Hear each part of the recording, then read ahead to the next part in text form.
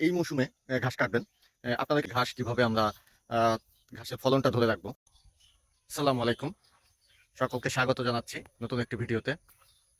ইতিমধ্যে অনেকেই আমার ঘাসের ছবি দেখেছেন, ঘাসের ভিডিও দেখেছেন। অনেকেই বারবার জিজ্ঞেস করেন যে, "ভাই শীতের সময়ে ঘাস কিভাবে আমরা আ ঘাসের ফলনটা ধরে রাখবো?" তো আসলে সময়ের অভাবে এই ভিডিওটা করা হয় না। তারপরেও আমি এই মুহূর্তে আপনাদের জন্য ছোট্ট একটা ভিডিও করে দিব। আপনারা যারা এই মৌসুমে ঘাস কাটবেন, আপনাদেরকে দেখাই। আমার জমিটা ঘাস কাটা শেষ হয়ে গেছে এটা। এগুলো আগে কাটা ছিল। এগুলো মোটামুটি ৪ ফিট, ৫ ফিট, ৩-৪ ফিট হয়ে গেছে। এটা কাটছে। তো আপনারা যারা এই মৌসুমে ঘাস কাটবেন, এই যে দেখতে পাচ্ছেন প্লটটা, এটা আমার গতকাল কাটা শেষ হয়েছে। এই ঘাসটা ঠিক আমি যখন দেখব যে ৩-৪ ইঞ্চি বা ৫ ইঞ্চি করে ঘাস বের হয়ে গেছে, আমি তখন এই জমিটাতে শতাংশ প্রতি ৭৫০ গ্রাম ডিএপি সার এবং ২৫০ থেকে ৩০০ থেকে ৫০০ গ্রামের মতো জিপসাম সার, এর সাথে শতাংশ প্রতি ৩০ গ্রাম জিঙ্ক, ৩০ গ্রাম আপনার বোরন সার মিক্সার করে জমিটাতে ছিটিয়ে দিব এবং আ চেষ্টা করব এই জমিটাকে কুপিয়ে দিতে। এই মুহূর্তে আমি এই জমিটা কুপিয়ে দিলে আপনার এটা পরবর্তী ৬ মাসের একটা রিজার্ভেশন, খাবারের যে রিজার্ভ ঘাসের গোড়ায় এটা হয়ে যাবে। তো এটা করতে পারলে আপনি এখন আপনার শীতের সিজনে ও বাড়তি ঘাস পাবে, খাবার পাবে ঘাসের গোড়া।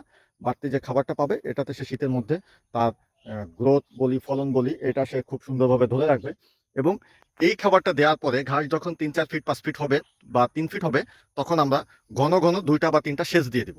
হ্যাঁ, একটু খরচ হবে, বাট শীতের সিজনে এই ঘাসটা আমি এখন যেহেতু কাটছি, এই ঘাসটা পেতে, পেতে আমাকে ডিসেম্বরের শেষ সপ্তাহ লেগে যাবে।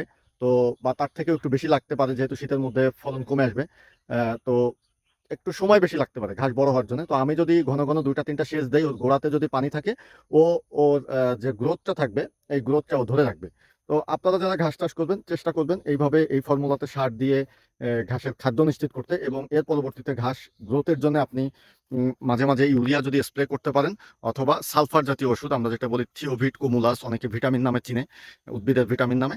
এইগুলা প্রতি গ্রাম প্রতি ২ গ্রাম ১ লিটার পানিতে, অর্থাৎ ১ লিটার পানিতে ২ গ্রাম হারে কুমুলাস অথবা থিওভিট স্প্রে করতে পারেন।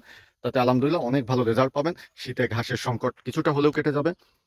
গরমের তুলনায় 20% কমবে। এই ফর্মুলা যদি আপনি এপ্লাই করেন, গরমের তুলনায় 20% কমবে, বাট আহামরি কমবে না। আপনি যেভাবে ঘাসের সংকট দেখা দেয় ওইভাবে হবে না।